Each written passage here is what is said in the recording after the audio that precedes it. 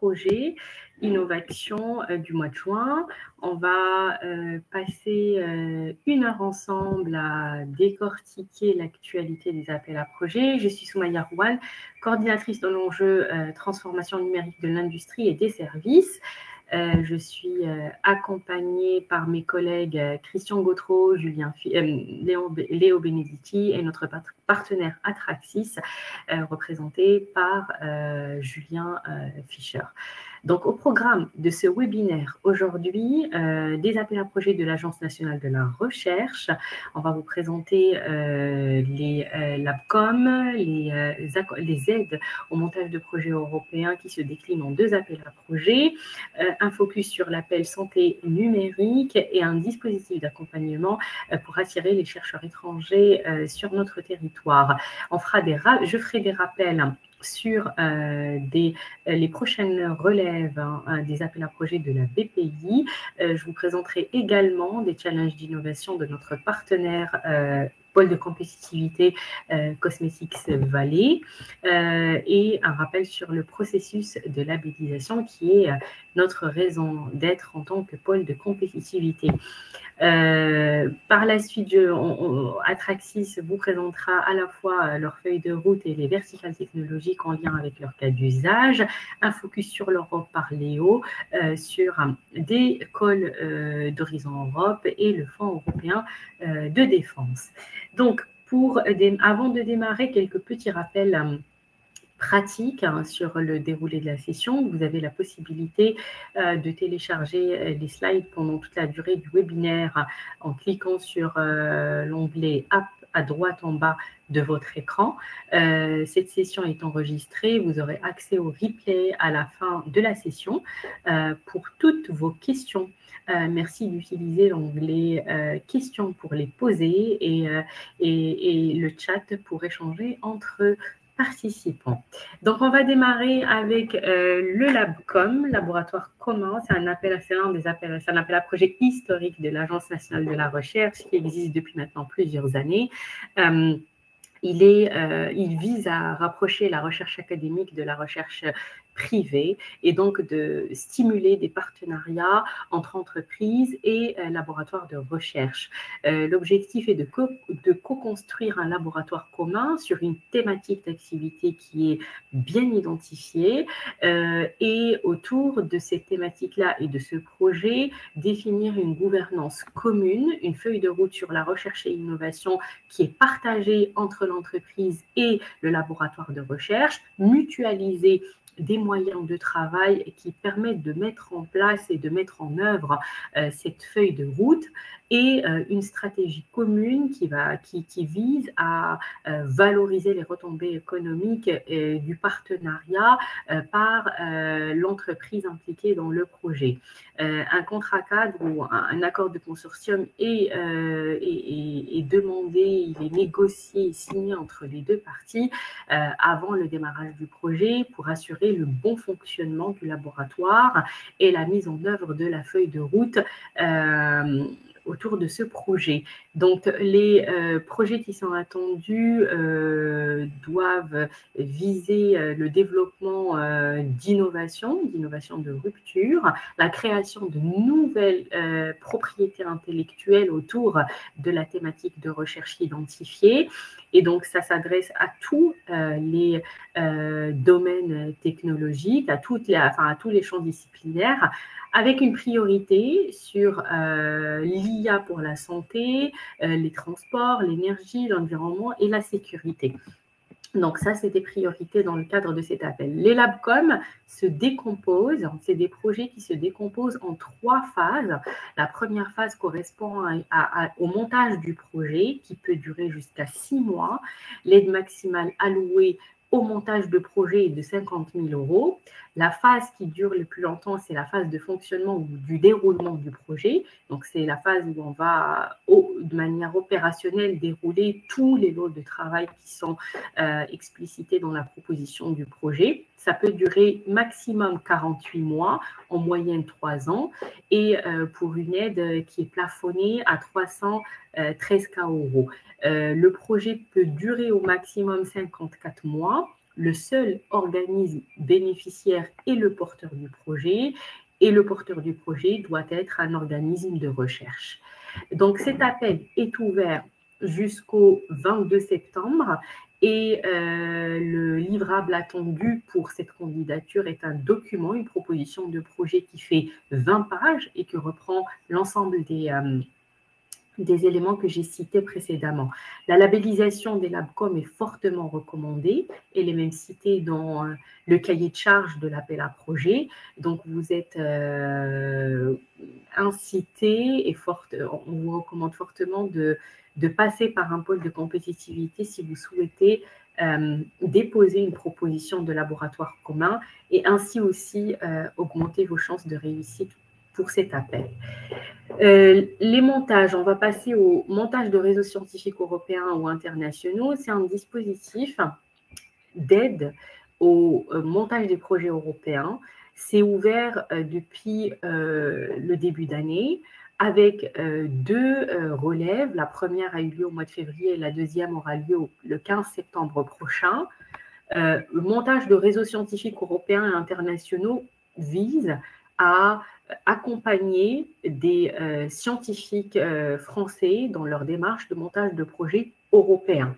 Donc, on va aider des consortiums à se mettre en place avec des coordinateurs au niveau français pour leur donner la possibilité de monter un réseau autour de leur thématique de recherche, viser un ou plusieurs appels à projets et constituer avec ce réseau toute une équipe qui va répondre à l'appel et proposer un projet ambitieux pour l'Europe ou pour l'international.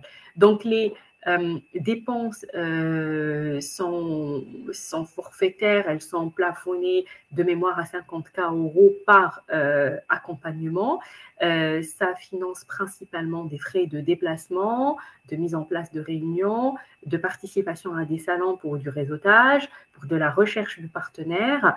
Donc, ça peut, en moyenne, ça dure 12 mois et ça permet à l'équipe de recherche française, aux coordinateurs français, de financer toutes les étapes amont au projet et qui sont en général pas prises en charge par l'appel visé par la suite.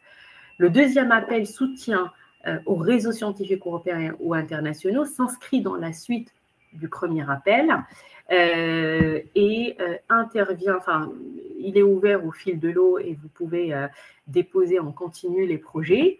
Il intervient à la suite de l'appel montage de réseaux scientifiques et il intervient entre la première phase de dépôt et la phase 2 de dépôt de propositions complètes et détaillées. Donc, l'un des critères d'éligibilité, c'est d'être présélectionné en phase 1 d'un projet européen ou international pour y candidater. L'objectif est de renforcer la qualité du projet et de la candidature, préparer le consortium à l'audition du projet visé et renforcer le réseau de partenaires autour de l'équipe française. Donc, les deux appels à projets ont pour objectif d'augmenter le taux de succès des équipes de recherche françaises à ces appels à projets très sélectifs, leur donner plus de moyens pour monter des propositions ambitieuses et des projets qui, in fine, auraient plus de chances de succès. Donc, le soutien au réseau européen et scientifique de recherche, c'est un forfait de 17 000 € sur une durée de 12 mois et qui, comme le premier appel, finance des frais de mission, de réunion, de réception, toutes les actions qui sont liées directement au montage du futur projet. Et les prestations d'accompagnement, les prestations de service pour l'accompagnement et la rédaction du projet sont également éligibles à cet appel à projet. Donc là, je vais vous présenter, on va relayer deux challenges de notre partenaire Cosmetics Valley, pôle de compétitivité francilien. Cosmetics Valley, comme vous le savez, organise chaque année un salon sur la cosmétique qui s'appelle Cosmetics 360. Il aura lieu cette année les 15 et 16 octobre prochains. Dans le cadre de cet événement-là, Un appel à candidature pour tes challenges est lancé depuis le 28 avril dernier et qui reste ouvert jusqu'au 31 juillet prochain. Ces challenges ont pour objectif de recenser les technologies innovantes dans le domaine de la cosmétique. Donc, si vous avez des technos innovantes et vous souhaitez connaître leur potentiel dans le marché de la cosmétique, vous souhaitez évaluer la possibilité d'être adapté, intégré dans des cas d'usage en lien avec ce marché-là, vous pouvez candidater jusqu'au 31 juillet. Je vais vous présenter 2 challenges. Au total, il y en a 3. Je vous présente 2 qui sont en lien avec les thématiques de systématique. Le premier sur la digitalisation et les technos avancés.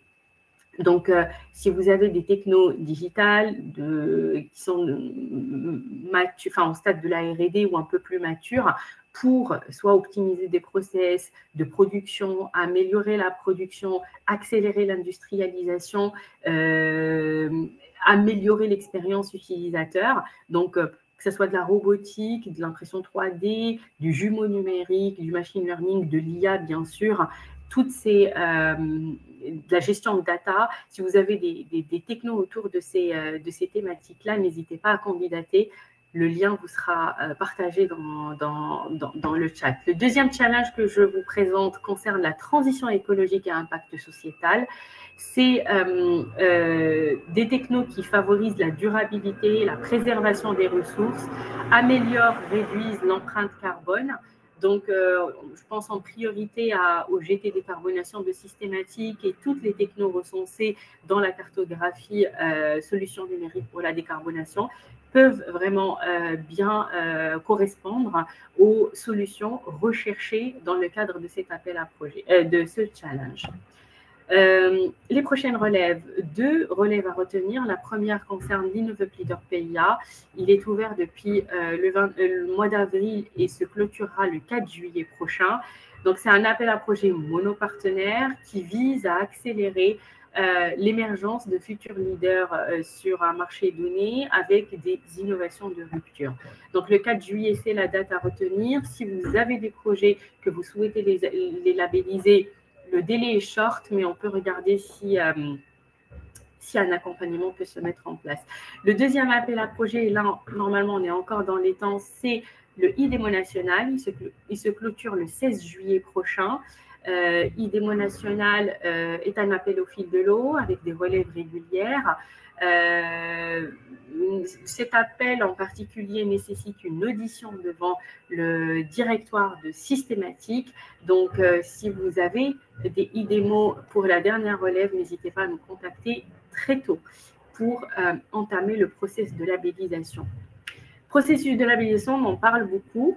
En tant que pôle de compétitivité, c'est l'une de nos missions principales d'accompagner l'innovation de nos membres. Donc, le processus de l'accompagnement vers la labellisation est complètement gratuit pour les membres de Systématique. C'est un accompagnement complet qui intervient depuis l'émergence du projet jusqu'à son dépôt, qui a pour objectif de vous challenger sur votre sujet de recherche, sur votre projet, s'assurer que tous les critères d'éligibilité sont respectés autour de la réponse et de la proposition de projet, des experts qui ne sont pas de l'équipe opérationnelle, mais qui sont dans nos instances, sont désignés pour expertiser votre projet, pour vous donner des pistes d'amélioration et des recommandations à prendre en compte.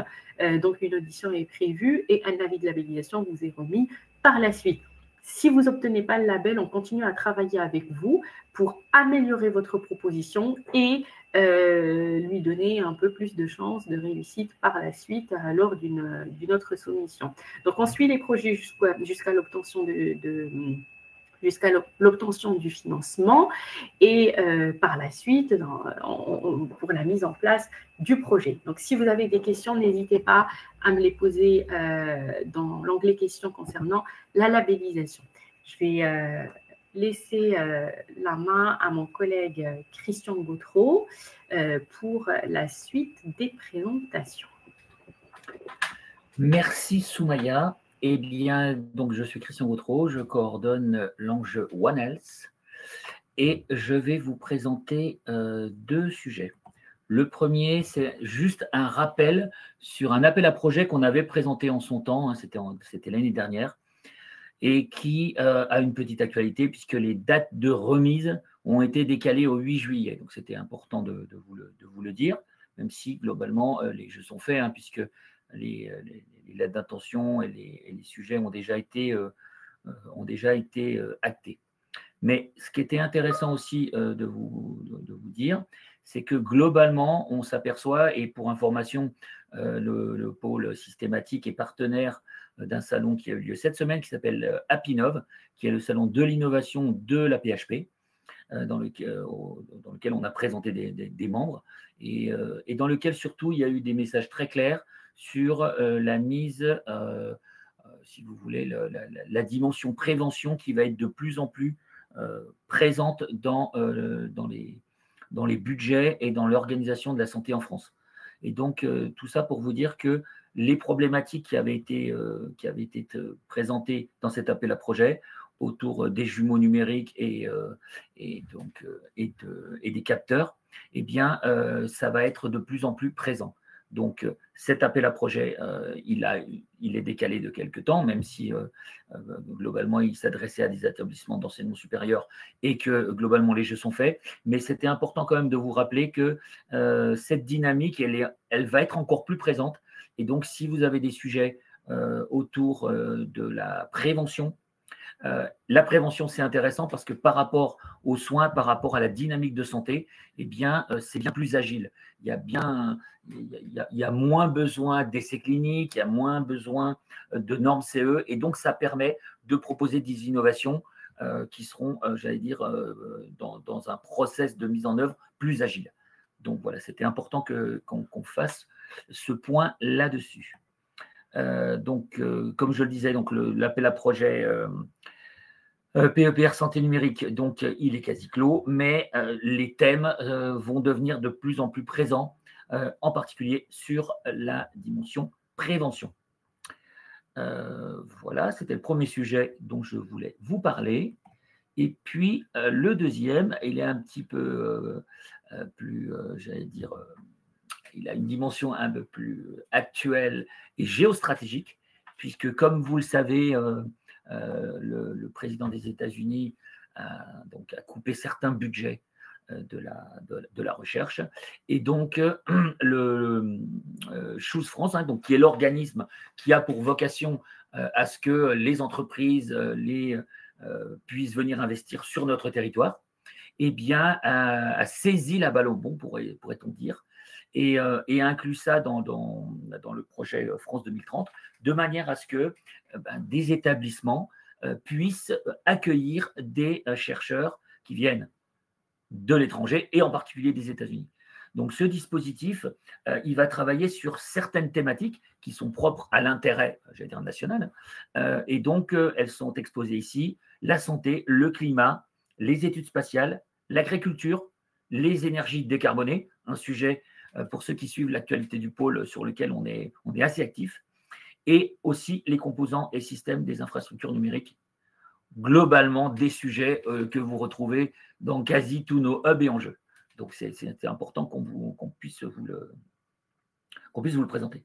Donc, sur les critères d'évaluation, c'est la qualité du projet de recherche présenté, c'est-à-dire que c'est un scientifique qui viendrait d'un autre pays, qui aurait un projet intéressant et qui ferait sa candidature avec, si vous voulez, le soutien d'un organisme national. Ça peut concerner aussi certaines entreprises et certaines collectivités territoriales qui voudraient intégrer ce type de profil. Ça, c'est intéressant parce qu'il y a certains profils qui sont durs à trouver en France, et donc ça peut être intéressant de profiter de ce dispositif pour récupérer des compétences et des profils sur le territoire national et dans les projets nationaux. Alors, le process, il est très simple. Il y a le lien. C'est expliqué par thématique. Il y a pour chaque thématique un bouton. On clique dessus et on a accès directement à l'organisme de recherche qui va piloter l'intégration de ces profils-là. Et donc, la démarche est très simple. On fait une demande et on est directement briefé par le correspondant de la thématique.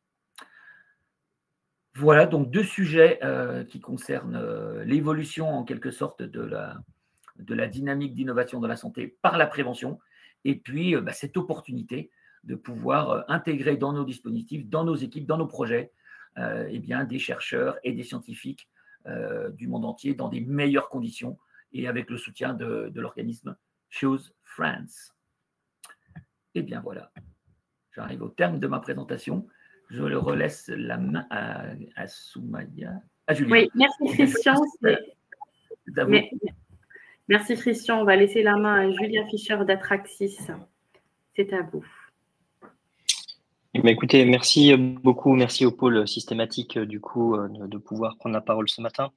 Écoutez, pour vous présenter justement rapidement l'association Atraxis et surtout les possibilités que vous pourriez avoir dans un milieu particulier que je vais vous présenter aujourd'hui qui pourrait vous intéresser.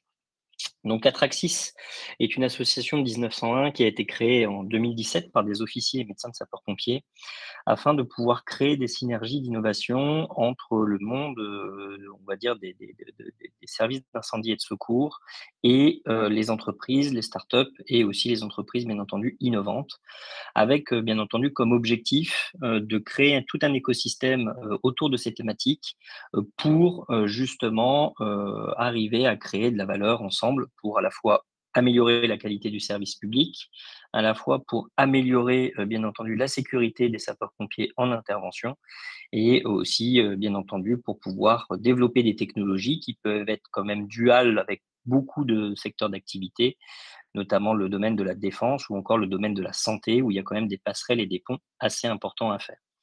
Au niveau des partenaires, aujourd'hui, on a un peu plus que ça par rapport à la présentation. Donc, on est une quarantaine de PME et startups qui sont sélectionnés par le conseil d'administration de l'association Atraxis.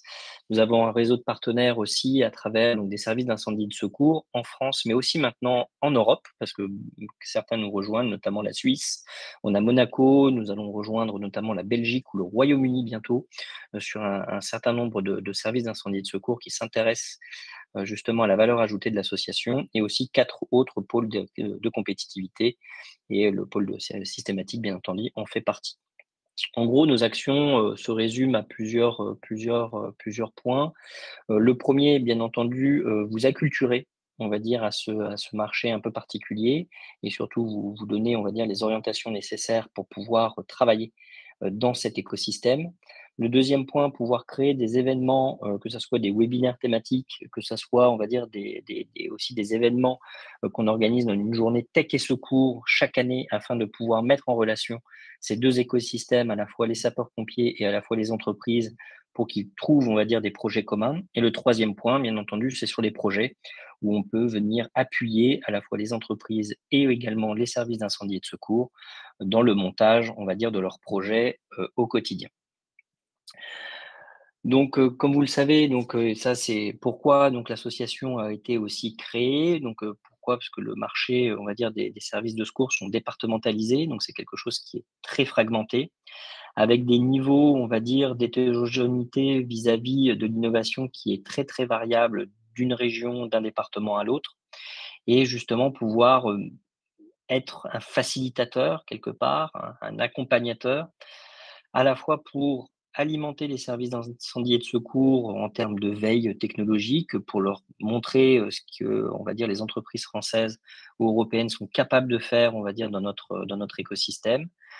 Parfois, ils ne pensent pas forcément. On a rencontré plein d'entreprises qui se sont dit: «Ah bah oui, c'est vrai, j'avais jamais pensé aux sapeurs-pompiers» et pourtant la technologie est très intéressante pour les cas d'usage métier que l'on peut avoir dans ce type de service.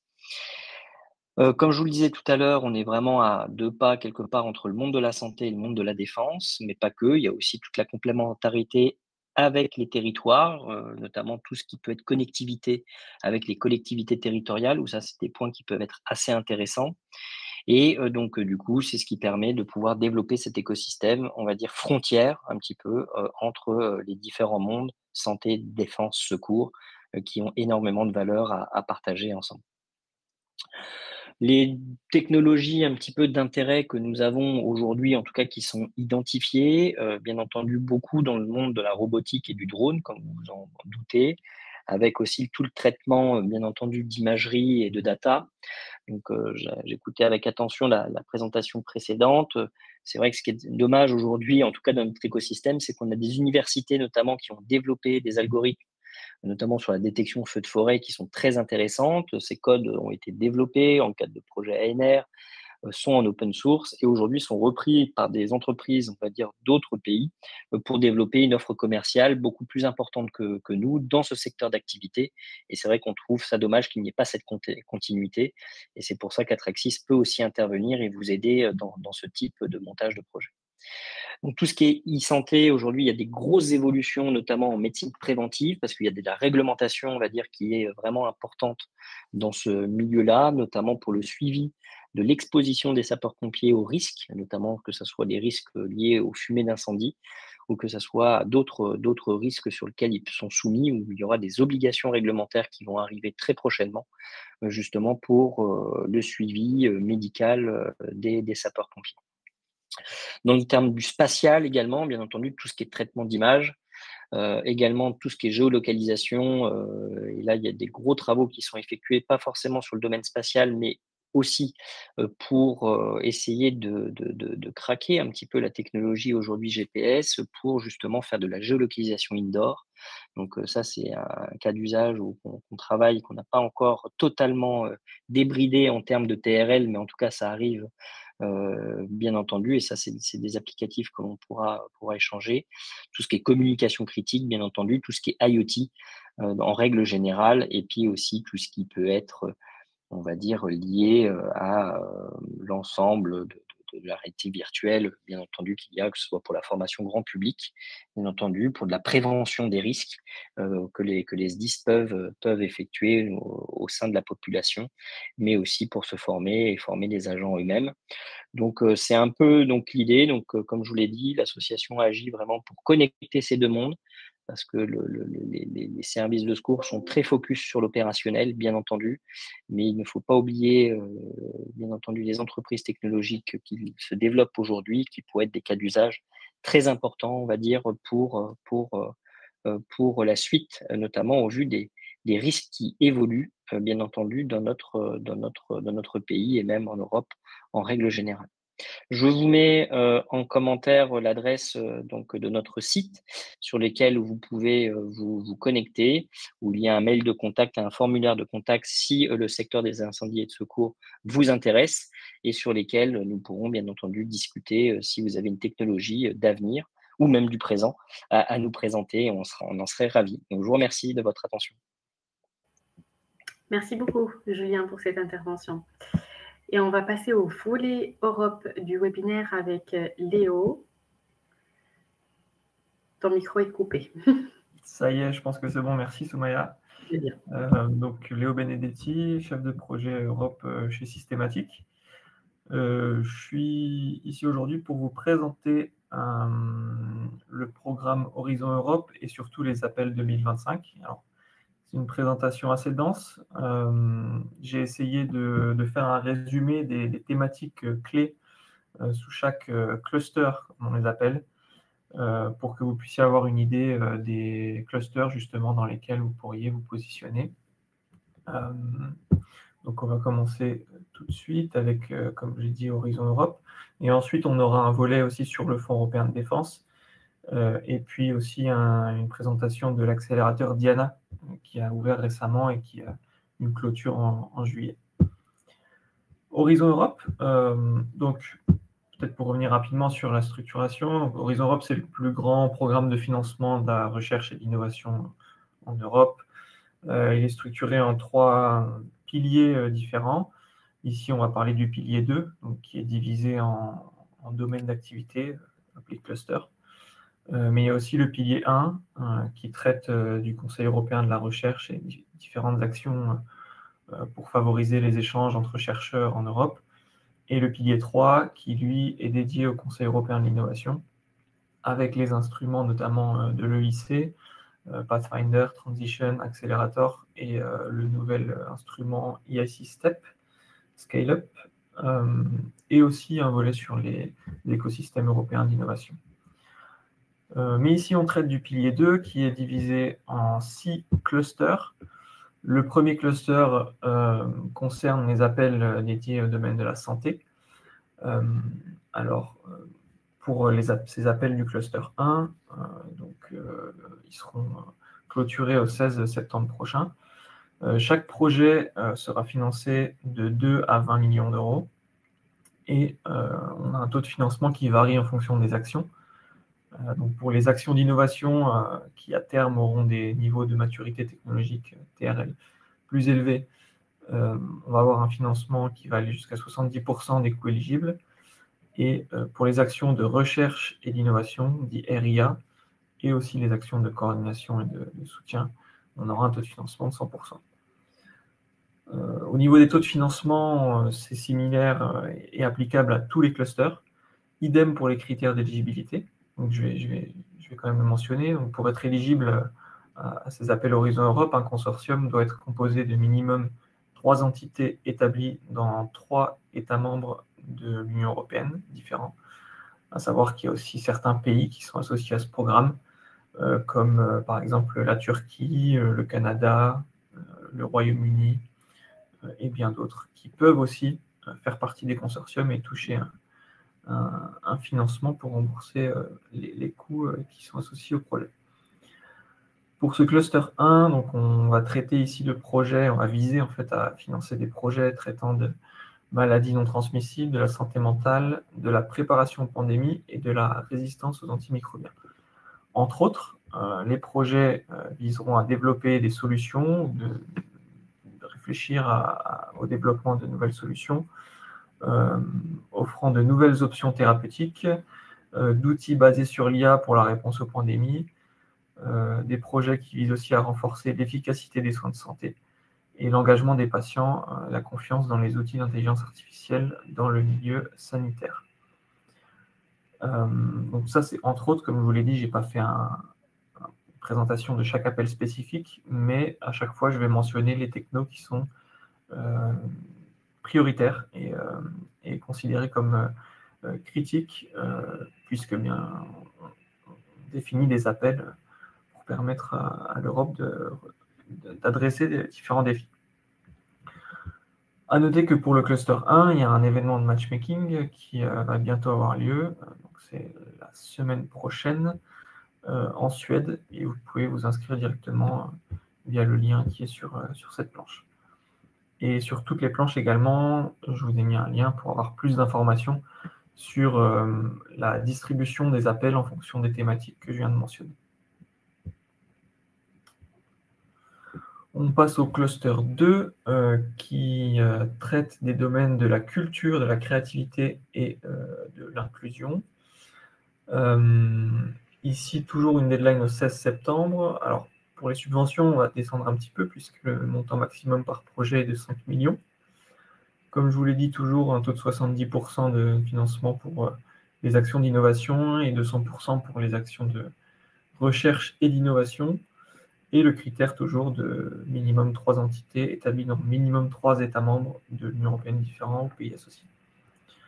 Pour le cluster 2, on traite de sujets qui vont aller de la lutte contre la désinformation, la manipulation et l'interférence des informations étrangères, en passant par l'usage de l'IA pour la créativité, le développement de nouveaux mondes virtuels et technologies associées. On parlera aussi ici d'outils numériques dans la vie quotidienne pour le développement de compétences et aussi en vue de permettre aux personnes handicapées et aux personnes âgées d'avoir une plus grande autonomie. Voilà, tous ces sujets traités dans le cluster 2 et comme d'habitude, plus d'informations via le lien dans cette planche. Le cluster 3 maintenant, qui est assez intéressant pour les membres de Systématique et qui est lié aussi à la présentation de M. Fischer qui vient de passer. Donc, sécurité civile pour la société, avec une deadline 12 novembre, 1 million à 14 millions par projet, et toujours les mêmes taux de financement et mêmes critères d'éligibilité. Le cluster 3 est divisé en 6 différentes destinations. Donc, je vais les mentionner ici parce que c'est assez important. Donc, la lutte contre le crime et le terrorisme, la gestion des frontières, la résilience face aux catastrophes naturelles, les infrastructures critiques résilientes, le soutien et renforcement à la recherche et innovation en sécurité, et la cybersécurité qui est en partie définie, dont les appels sont en partie définis par le CCC, le Centre européen de compétences cyber de Bucarest, tandis que les autres destinations sont, elles, définies par la DG Home de la Commission européenne. Alors, les thématiques et technologies clés qui apparaissent dans ces différents appels sont assez divers et renvoient toutes à ces 6 différentes destinations. Donc on a l'information et la criminalistique moderne, la prévention, la détection et la dissuasion de diverses formes de criminalité et de terrorisme, le déminage humanitaire, la surveillance efficace des frontières et la sécurité maritime. On parle ici aussi de sécurité des douanes et de la chaîne d'approvisionnement. On parle de systèmes autonomes et robotiques pour les réponses aux catastrophes, ici on passe sur la destination catastrophe, de l'accélération de l'adoption de solutions de sécurité et de soutien aux PME.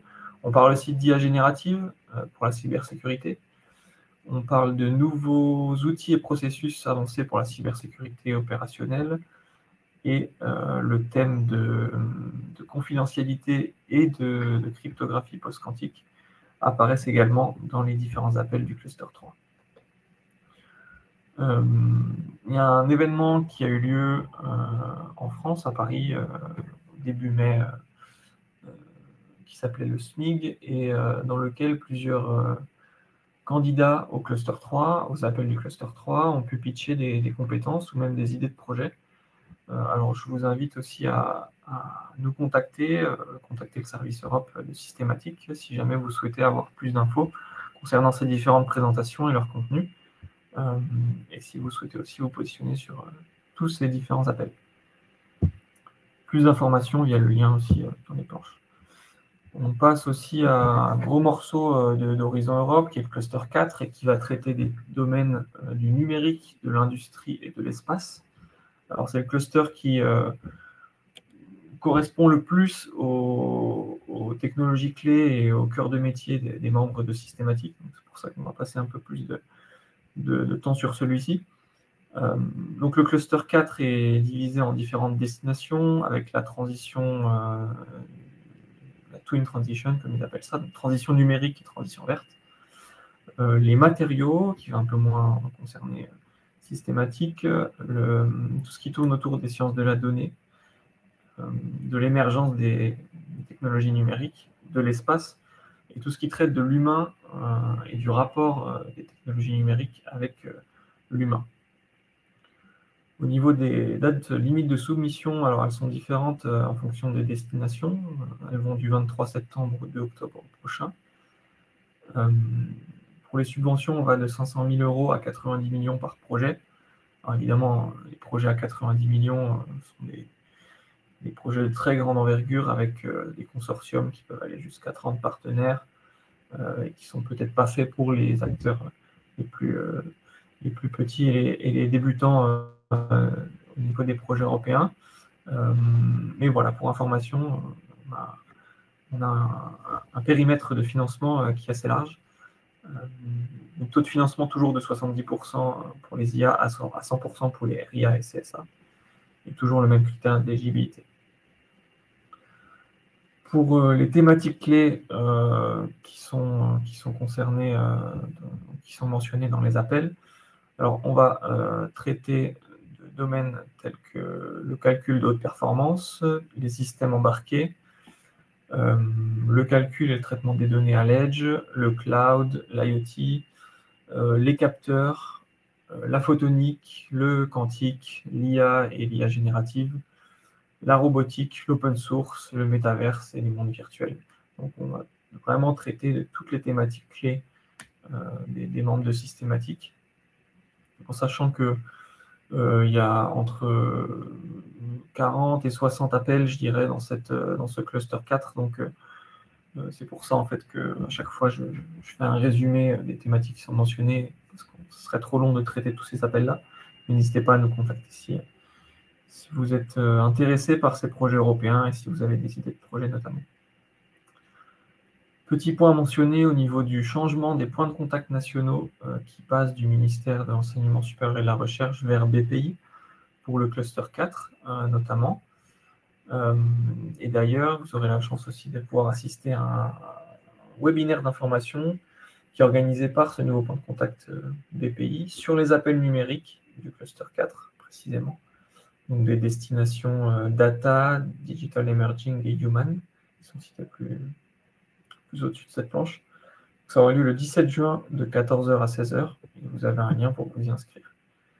On a aussi une plateforme en ligne permanente qui permet de rencontrer des partenaires sur les appels numériques, qui est développée notamment par le réseau des PCN. Et on a aussi un événement qui aura lieu les 2 et 3 juillet prochains, qui s'appelle The Future Digital Investments in the EU, qui aura lieu à Aalborg au Danemark et qui aura toute une série de conférences liées donc, au futur des investissements européens dans le numérique, qui peut être très intéressant, notamment pour rencontrer des partenaires et vous positionner sur ces appels du cluster 4. Plus d'informations, comme d'habitude, dans les slides. Cluster 5 et avant-dernier cluster sur le climat, l'énergie et la mobilité. Alors ici, on va aussi avoir 2 deadlines différentes, même plusieurs deadlines étalonnés dans le temps, qui vont aller du 2 septembre au 17 février 2026. Des projets aussi de très grande envergure qui peuvent aller jusqu'à 56 millions d'euros au niveau du financement. Je ne le répète pas, mais toujours même taux de financement et critères d'éligibilité pour ces projets.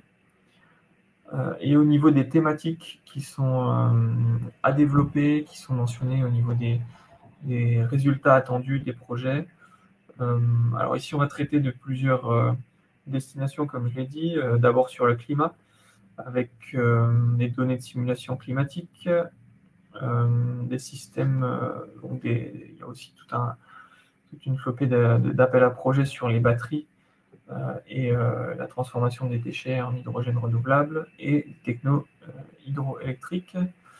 On passe à l'énergie, du coup, avec des systèmes innovants de gestion de l'eau. On parle aussi de technologies éoliennes et photovoltaïques et toutes les extensions et améliorations qui peuvent y être faites. On passe aussi au niveau du bâtiment avec la gestion efficiente de l'énergie au niveau des bâtiments et des solutions robotiques et automatisées également pour la rénovation et la construction de bâtiments. On parle aussi de mobilité avec l'autonomie des avions de prochaine génération, les solutions de recharge également qui sont concernées, l'immobilité et notamment la résilience et la cybersécurité des nouveaux systèmes d'immobilité. On parle aussi de CCM et de partage de données, et on parle aussi de transport des marchandises et des biens. Et de toutes les technologies qui peuvent faciliter et permettre à ces systèmes de gestion d'être plus intelligents, avec notamment un appel sur la prédiction des accidents de la route basé sur l'intelligence artificielle et le big data, qui peut intéresser nos membres. Plus d'informations via le lien ci-dessous.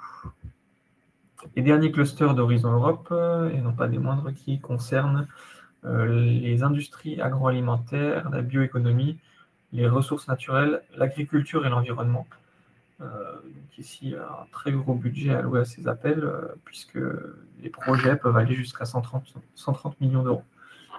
Les deadlines pour déposer des projets vont du 4 au 24 septembre prochain. Et pour faire un rapide, pour balayer rapidement les technologies qui sont impliquées, donc on a l'observation de la biodiversité, la transition des systèmes agricoles, également l'impact de la numérisation et de l'intelligence artificielle sur les chaînes de valeur biosourcées. On parle aussi de systèmes de surveillance pour la qualité de l'air et aussi de modélisation de ces systèmes. On a aussi la surveillance des déchets aquatiques, solutions numériques adaptées aux petites et moyennes exploitations agricoles. Et on va aussi traiter du CO2 marin et de la vérification et de l'atténuation des émissions de gaz à effet de serre autres que le CO2. Voilà pour le cluster 6. Si vous avez des questions, n'hésitez pas à les poser d'ailleurs dans l'onglet questions ou à revenir vers nous suite à ce webinaire. On voulait faire un rappel aussi au niveau du Fonds européen de défense qui a ouvert ses appels récemment et qui vont aller jusqu'au mois d'octobre, jusqu'au 16 octobre, avec une clôture prévue donc le 16 octobre. Subvention des projets qui va aller de 10 à 100 millions, avec ici un taux de financement qui change un peu d'Horizon Europe, qui varie en fonction des activités directement de vos projets. Donc ça va de 20% pour les actions de développement à 100% pour les actions de recherche, sachant que les taux de financement, comme je l'ai mentionné, varient en fonction des activités que vous mettez dans vos projets. Donc en fait, chaque lot de travail aura un taux de financement différent qui va ensuite être totalisé et faire une moyenne de taux de financement pour le projet entier. Pour les critères d'éligibilité au Fonds européen de défense, on a un critère similaire que pour Horizon Europe, avec des consortia qui sont composés de minimum 3 entités établies dans 3 États membres de lieux différents. À savoir que les pays associés au Fonds européen de défense sont beaucoup moins nombreux que pour Horizon Europe. On comptabilise seulement la Norvège en tant que pays associé et éligible au financement via le Fonds européen de défense. Le programme de travail du FED 2025 soutient entre autres des projets dans des domaines critiques de la défense, tels que la lutte contre les missiles hypersoniques, le développement d'une large gamme de véhicules autonomes dans les airs comme au sol, et la communication spatiale sécurisée. On prépare aussi le terrain pour les systèmes de défense de nouvelle génération, tels que les hélicoptères et les avions cargo de taille moyenne. Voilà en gros les grands sujets de ce programme de travail 2025. Bien sûr, il y a des appels pour la cyberdéfense, il y a des appels pour la robotique, il y a des appels pour les équipements militaires pour l'armée de terre et d'autres sujets qui sont d'importance critique pour l'Union européenne. Je vous rappelle également que Systématique est point de contact national Alternate pour le Fonds européen de défense et peut vous accompagner dans vos dépôts, dans le montage de votre dossier et la recherche des partenaires, notamment via le réseau des points de contact nationaux. Si vous avez des questions, encore une fois, n'hésitez pas à nous contacter. Et je clôt la partie Europe internationale de ce webinaire avec l'appel de l'accélérateur Diana de l'OTAN. Donc, pour aller plus en détail, l'OTAN s'est doté d'un accélérateur et donc on est à la 3e vague, si je ne me trompe pas, des challenges de l'accélérateur de l'OTAN Diana. Les candidats auront jusqu'au 11 juillet pour pouvoir candidater à cet accélérateur qui va leur permettre de toucher jusqu'à 400 000 € de financement pour de la montée en TRL ou du test ou de la validation de technologie principalement, et qui va leur permettre aussi d'intégrer un accélérateur qui est soutenu par 17 centres d'innovation défense dans des pays membres de l'OTAN.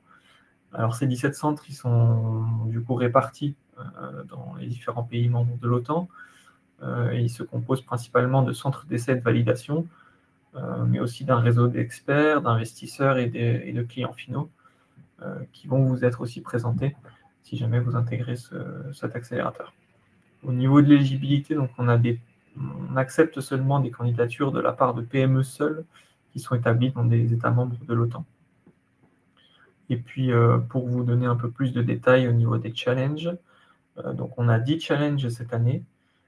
Vous avez la liste via le lien ci-dessous, mais dans les grandes lignes, on a donc l'énergie, l'électricité, les technologies de communication de pointe, les environnements électromagnétiques contestés, la résilience humaine et les biotechnologies, les infrastructures critiques et la logistique, les opérations en environnement extrême, les opérations maritimes, la résilience des opérations spatiales, les systèmes autonomes et les systèmes sans pilote, Et pour finir, l'aide à la prise de décision basée sur la donnée. Vous pouvez avoir plus d'informations, comme j'ai dit, sur les challenges. Donc à chaque fois, il y a les technologies qui sont vraiment détaillées pour chaque challenge et les résultats attendus de chaque projet qui sont mentionnés dans le PDF 6 juin. C'est tout pour ma présentation. Je redonne la main à Soumaya peut-être pour le mot de la fin. Merci pour votre attention. Merci beaucoup, Léo, pour cette présentation. On arrive à la fin de ce webinaire. Pour toutes vos demandes d'accompagnement pour la labellisation, vous pouvez nous envoyer directement un message sur l'adresse dépôt projet pour tout renseignement sur l'innovation ou les sujets en lien avec l'Europe. Vous avez les deux adresses, Innovation et Europe, à Systématique. Je vous remercie pour votre... Il y a une question avant de clôturer. La labellisation par Systématique est nécessaire pour accéder à ces appels à projets. Alors, si vous faites référence aux appels à projets que Léo vient de présenter à l'instant européen, la réponse est non. On peut vous accompagner, Léo il peut compléter ma réponse, on peut vous accompagner pour l'Europe et vous aider à identifier des partenaires, mais cet accompagnement ne donne pas lieu à une labellisation. La labellisation est exclusivement réservée aux projets nationaux. Léo, si tu veux compléter. Oui, c'est ça, exactement. Tu as très bien répondu. En fait, la labellisation des pôles n'est pas reconnue au niveau européen. Donc, ne donne pas de valeur ajoutée à votre dossier. Ce qu'on peut faire au niveau de Systématique, c'est vous permettre de présenter votre projet à différents copiles de hubs et d'enjeux, et ensuite de fournir des lettres de soutien. Voilà. On a déjà fait ça par le passé. Ça peut être aussi bien vu au niveau des guichets de financement européens. Et donc, la labellisation au niveau national ça est mentionnée dans la plupart et dans la majorité des appels à projets IDEMO Région. Ça donne même droit à une bonification financière dans le cadre d'IDEMO Région pour les partenaires qui sont labellisés sur leur territoire. Ils ont 5% de plus sur l'enveloppe financière. Donc, au-delà des avantages que ça peut représenter, c'est un exercice qui est vraiment fortement apprécié par les porteurs de projets. Ça permet de prendre un peu de recul sur le montage, sur le contenu de projet, et puis de se préparer aussi à l'audition qui, en général, suit très, très, très rapidement la phase de présélection. Voilà. N'hésitez pas, si vous avez des questions de cet ordre-là sur l'accompagnement, à nous écrire. Merci pour votre participation. On vous donne rendez-vous le deuxième jeudi du mois de juillet pour le prochain webinaire appel à projet. Au revoir.